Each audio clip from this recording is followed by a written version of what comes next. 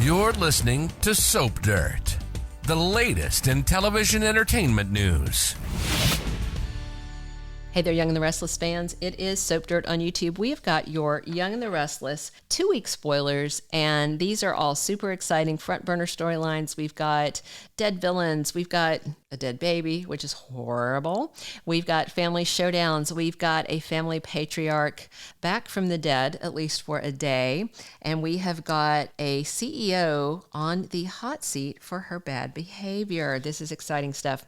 Week 1 is Monday, June 19th through June 23rd. And we have got dated spoilers for every day of that week.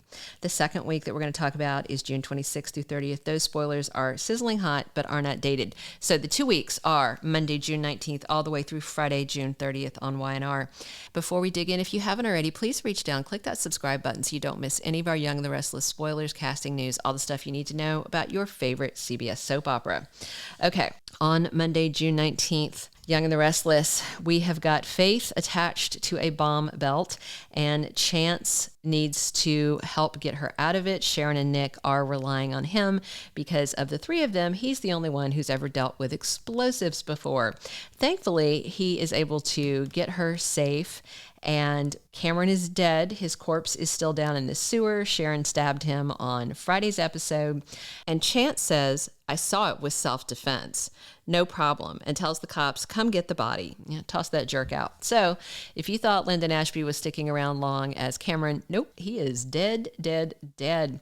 Also, we have on Monday where Adam is wrestling with a tough decision. He basically has to decide what he's going to tell Sally. She's lost the baby, and initially she's blaming herself when she's talking to Dr. Elena and just saying that, if I had only taken better care of myself, if I'd done this, if I'd done that. And Elena's like, there's nothing you could have done. But then Elena also reveals to her that because Sally did not have a next of kin there, that Adam was the closest, and he was the one to decide and tell the doctors either save her life or save the baby's life. And Sally is furious that he chose her life instead of their child's. All right, Tuesday, June 20th on Young the Restless, Victor surprises Adam, and Adam, of course, is not very happy about what he's dealing with Sally, and if his dad is not polite, if he's anything but just apologetic and empathetic, Adam's probably going to go off on him.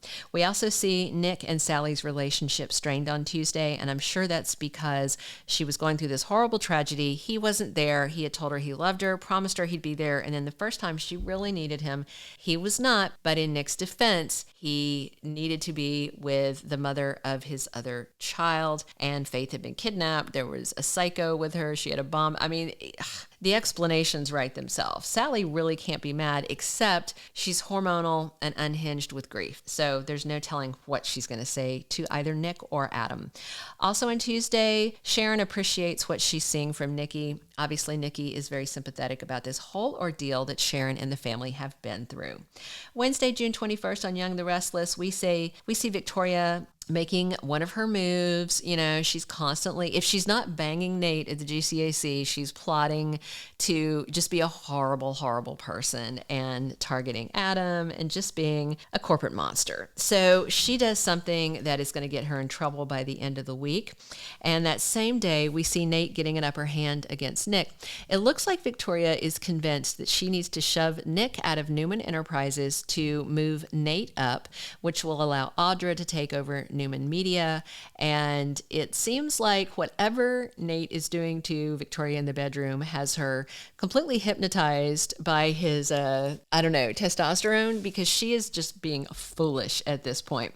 We're also going to see on Wednesday Adam taking some sort of risk with Sally. Maybe he's taking the risk of telling her he still loves her, that they should make another baby. I don't know. I don't think it's going to go well with him and her because she is blaming him for all her problems right now.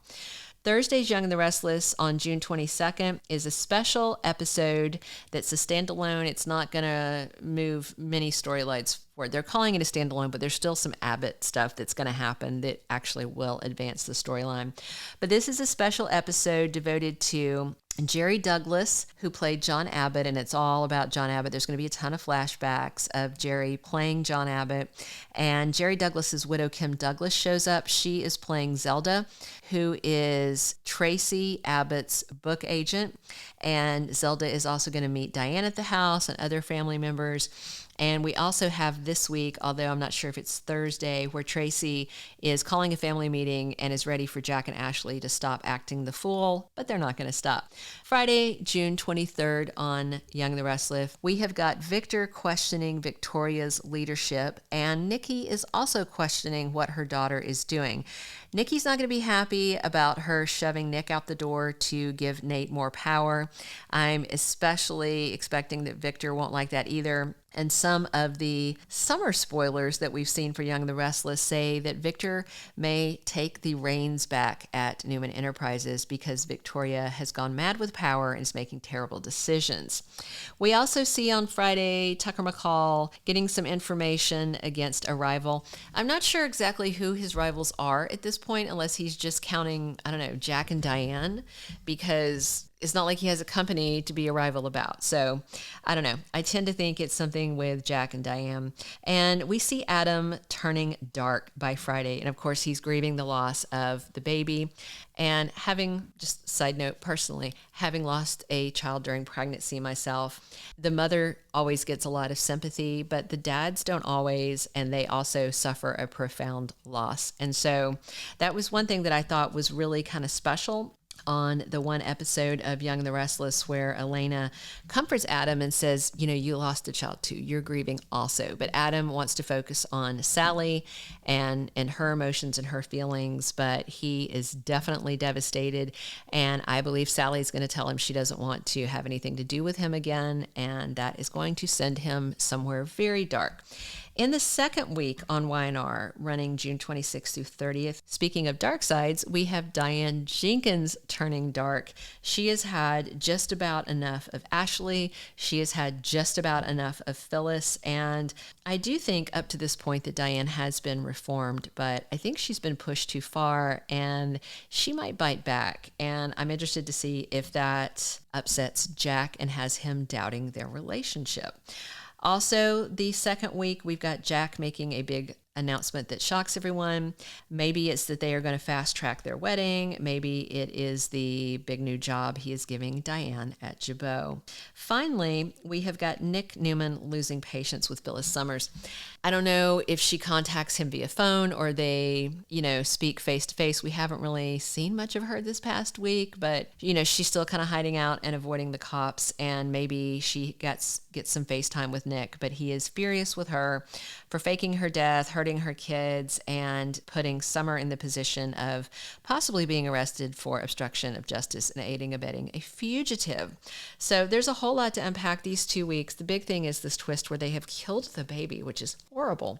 Hey, we're going to talk about that some more in a second, but if you haven't already, please reach down, click that subscribe button so you don't miss any of our Young and the Restless spoilers, casting news, all the stuff you want to know about your favorite CBS soap opera. So in the next 2 weeks, I'm super excited to see more John Abbott for that special episode.